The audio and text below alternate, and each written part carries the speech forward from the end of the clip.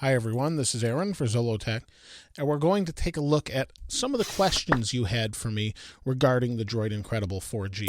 Since it's not out yet and there's not a whole lot of information about it, I thought I'd go ahead and share at least my day's experience with it. One of the questions, or actually it looks like it's been asked a couple times, is what is the battery life like? Well, I've only had it for one day, and that's usually pretty difficult to tell the exact battery life, but it seems to get through a day okay. We're down to half. I had it charged earlier. Yesterday it only came with a half charge when I unboxed it and did the first look, but it seems to be pretty good for one full day. I haven't gotten much more out of that, but I don't know what it will do over time. Usually a day or so, a day or two, really makes a difference, so I'll get back to you during the review as far as that goes. One of the questions I had was, how is the camera? So let's go into the camera app, and the camera is pretty fast, pretty responsive. Here I have the Droid Resound, or the HTC Resound, behind it. Let's go ahead and take a picture quick. The camera's fast. The images are pretty decent. They're about the quality of a Resound 8 megapixel camera. We can take a picture of my hand. It's pretty bright light here, but you can see that was a nice picture, and we'll go back to it, and does a pretty good job. I think most people would be pretty happy with the actual image that comes off of this. If we go back home, you'll see that I have two benchmark utilities on here. We'll start with Quadrant, and then we'll go to Antutu after that. So let's go ahead and start with Quadrant, see what kind of benchmarks we get. Let's go ahead and run a full benchmark.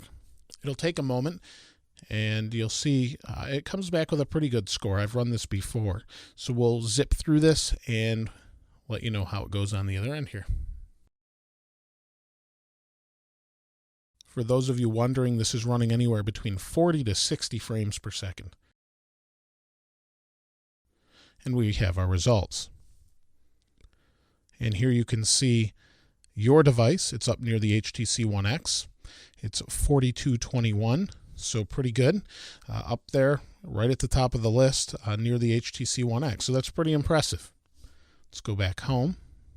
Let's go here, and we'll go to Antutu.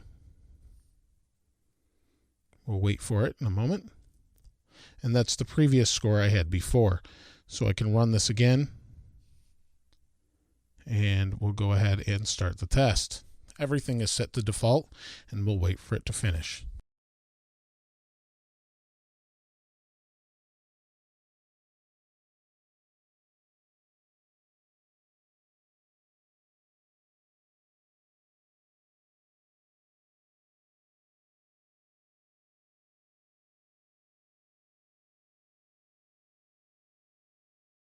You can see it completed.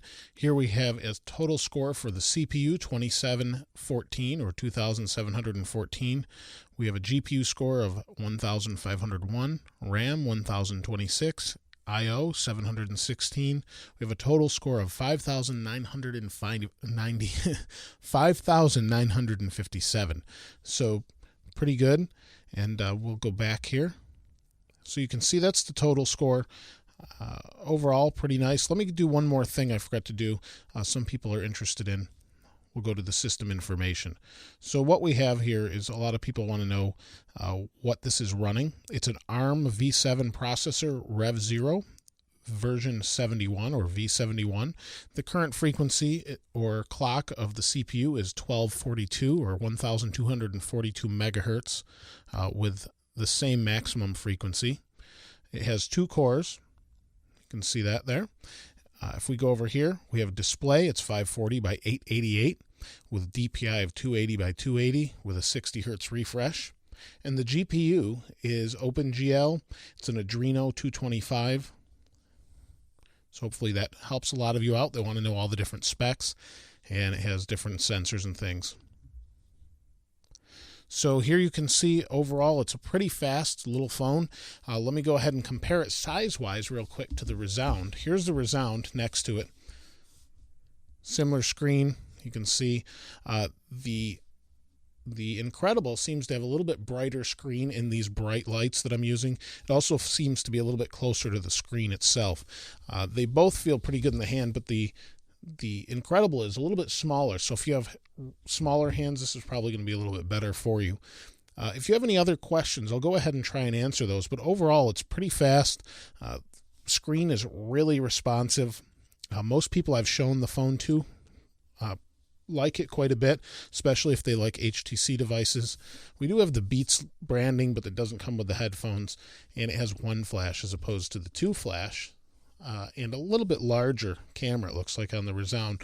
But picture quality is pretty comparable to the Resound. Maybe not quite as crisp in some areas that I noticed. I haven't had any Wi-Fi reception issues. I haven't had any 4G, 3G issues so far.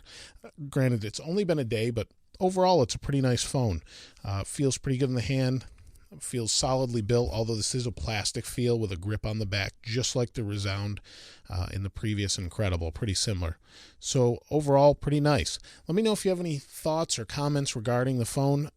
And please feel free to ask any more questions. I'll try and post those below in the comments and respond to as many comments as I can. As always, thanks for watching. This is Aaron. I'll see you next time.